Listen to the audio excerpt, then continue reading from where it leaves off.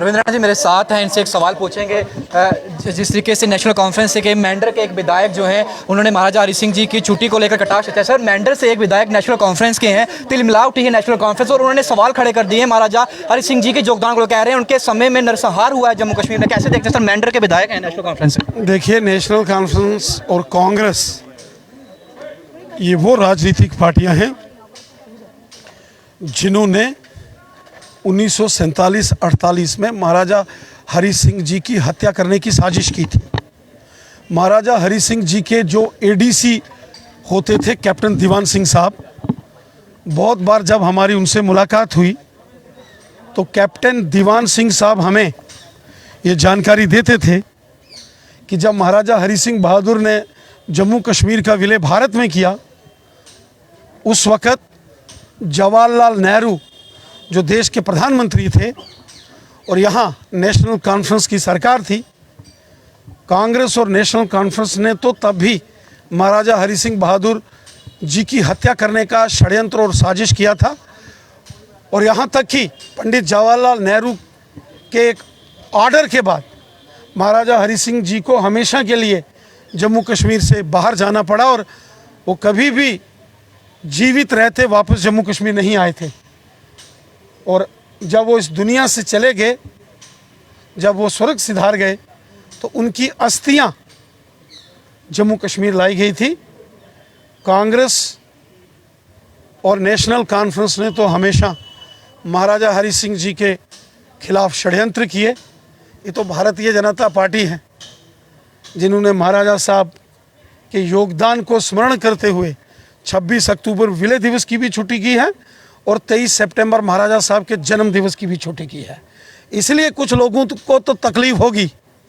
कई लोग कहते ढिड्डे पीड़ पानी है तो पहुंच दो। आखिर शेख अब्दुल्ला साहब ने छुट्टी कैंसिल की थी, नई छुट्टियां दी दी है सरकार बनाना चाहते हैं। लोग जहां पर एक तरफ से खुश है, वहीं पर कश्मीरी माइग्रेंट्स की बात की जाए तो सारे खुश हैं, सारे खुश हैं, वो अपनी मांगों को लेकर सारे कर रहे हैं। वो कश्मीर नहीं जाना चाहते ड्यूटी के लिए। हाँ, तो बस नहीं जाना, वहाँ पर बुलाया जा रहा है। तो ठीक है ना, कोई नहीं बुलाता तो वो कैसे जाएंगे? सेफ्टी ओ भैया मेरी गल सुनो, किश सर 50 प्लस का तो नारा है 50 प्लस पार तो नहीं होना ना, जब डेली वेज रहे भी पक्का करके वो भी करके ना नंबर लाओ ना, नंबर लगी जाना। मीटिंग की मीटिंग च क्या गलबात हुई सर? सर मीटिंग च क्या गलबात हुई? क्या ना मैं नहीं मीटिंग च क्या गलबात हुई?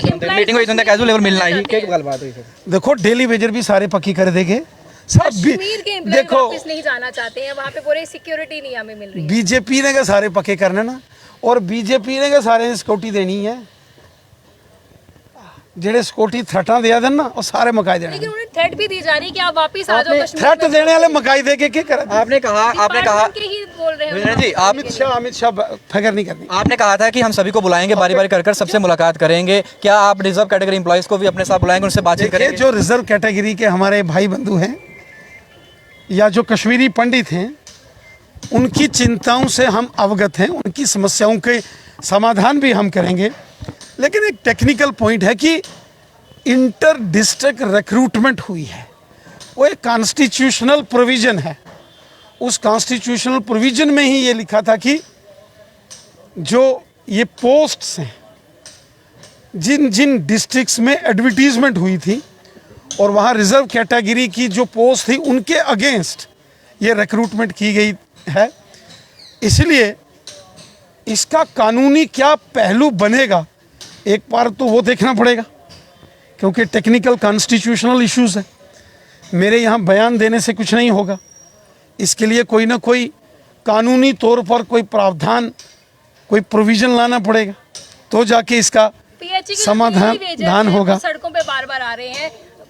आशा आपसे है ना सर? आशा तो आप ही से है, क्योंकि आपने अगर छुट्टी दी है तो उनको लगता है कि रविंद्र रैना जी हमारा भी मुद्दा उठाएंगे, हमारी भी बात रखेंगे।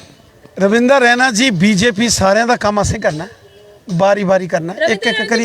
एम्प्लॉइज को लेकर क्या कहना उनका भी करके। हाँ, परसों उन्होंने विशाल रैली निकालनी है, तो परसों रैली निकाल के दस भी चली आगे। उनसे मिलने के लिए गए एक बार चली आगे रैली से। कब जाएंगे उनसे मिलने? तुझे आपे सुना दो, परसों रैली है तो चली आगे। शाह साहब आ रहे हैं, उनके पहला भी सौगात है। क्या बात है, सारा काम है रैली जाना। शाह साहब आ रहे जम्मू, अमित शाह जी और जम्मू आ रहे, अमित शाह जी और जम्मू आ रहे। उसको पहले सौगात एक और कोई लभोग नहीं, बड़ी कोई खुशी बढ़िया सौगात ना नहीं। डेवलपमेंट ऊपर तो वाह भाई लुटा दे दोस्तों, पसीनो पसीना ही आता। देखिए मेडिकल कैंप छुट्टी लभी गई, मेडिकल कैंप ला दे फ्री, दोस्त सारी चीज़ां ला दे। फ्री लोगों का काम कराने, फ्री लोगों की समस्या का समाधान कराने साड़ा काम है।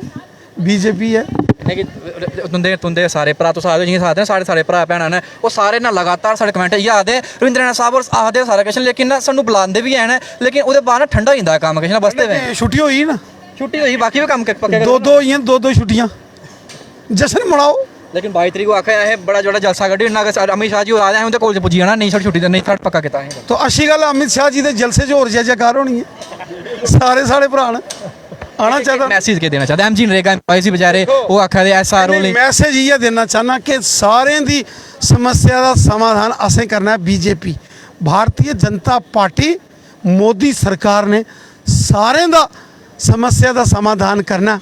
17 सालें दे कांग्रेसियें दे स्यापे पे देन ये कांग्रेस अगर हर साल कोई 1000 बंदा भी पक्का कर दी होंदी अज 70,000 बंदा पक्का हो जाना, अज सारे बंदे पक्के हो जाने हैं।